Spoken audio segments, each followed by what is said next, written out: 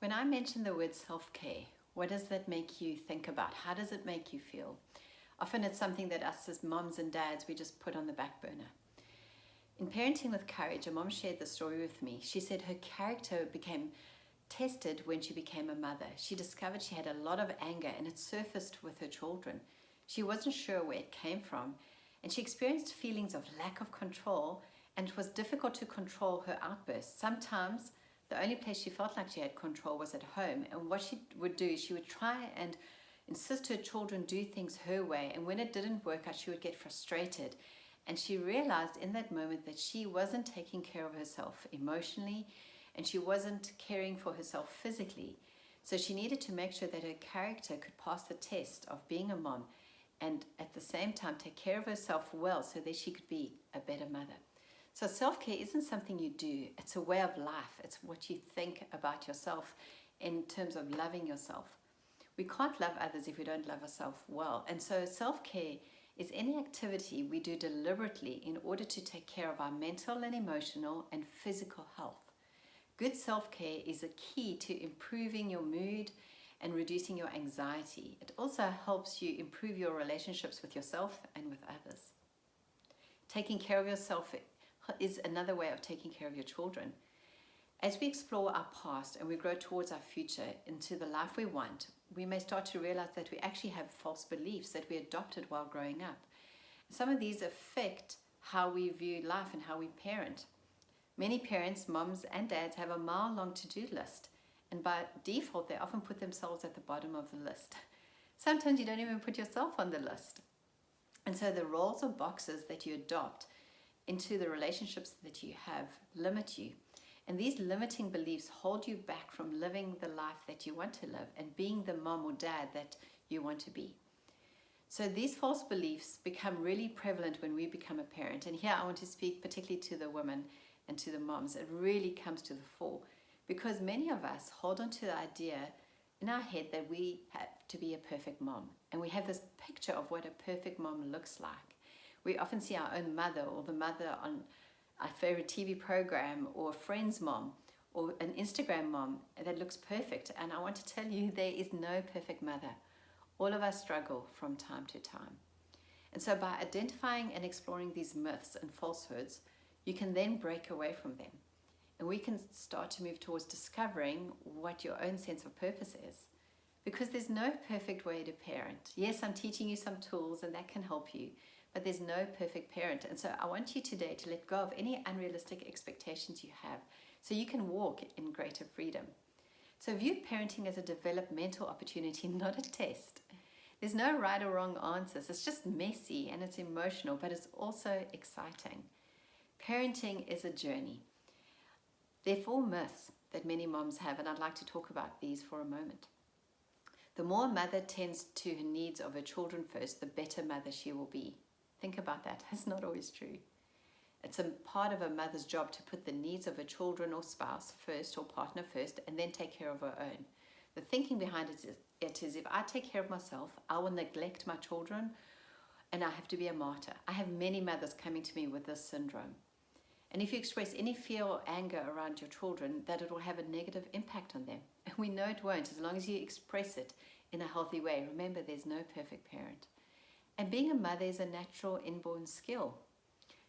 For some mothers it isn't. I've coached a mom recently who's battled with it. Parenting just didn't come naturally to her. And as I helped her process these false beliefs and work it through, she walked with greater joy and could love her daughter with greater freedom. One mom said to me, something happened to me when I was a teenager that impacted my every waking moment, even though I never realized how much. She said that she had an abortion as a 16-year-old and she was young and felt very overwhelmed. And having had an abortion, it brought so much guilt into her life and fear that she wouldn't conceive again.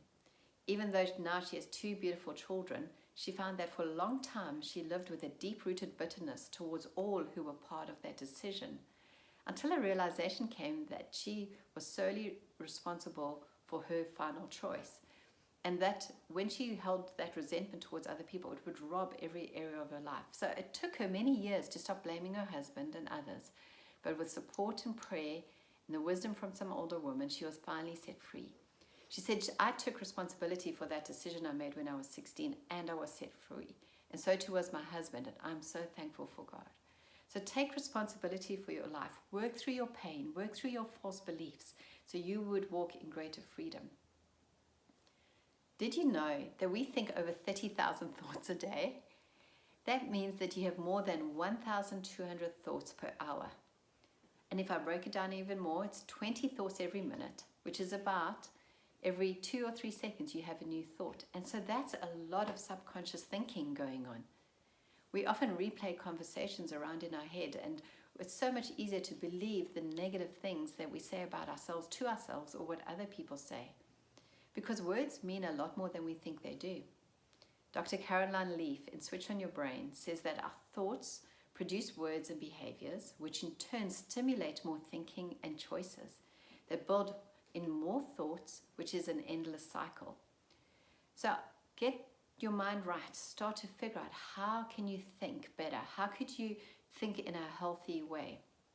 I'd like to share 5 tips that you could perhaps try to work on your self-care and growing your own life. Simple, ask for help. Healthy people ask for what they need. So if you need a daytime babysitter to do something you enjoy, do that. If you need a bath, say, hey, can you take care of the kids? I need a bath.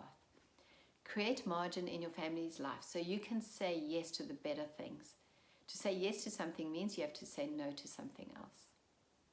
Thirdly, do something every day that makes you smile, whether it's making a fort with your kids and giggling with them, whether it's taking time to have a cup of coffee, holding the cup with both hands and feeling it.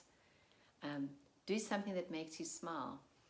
And finally, I want to say, take pressure off yourself. Be present.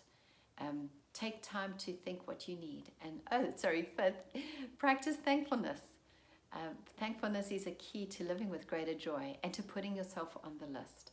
We often focus so much on the things we don't have or the things we can't get to, but instead of being thankful for what we do have. One girl told me that when she got married recently, she was given a gratitude journal as a wedding gift.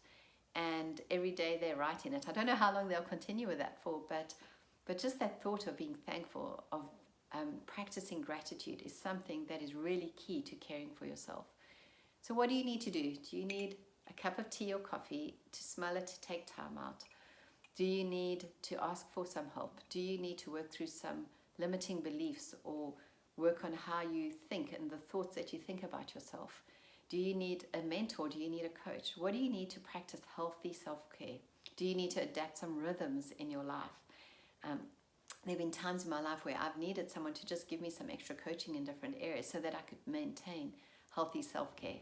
Doesn't come naturally for some of us moms and dads even, but I want to encourage you. Practicing healthy self-care is a way that you could love your children well and to add margin and capacity into your life so that you could parent with wisdom and with discernment.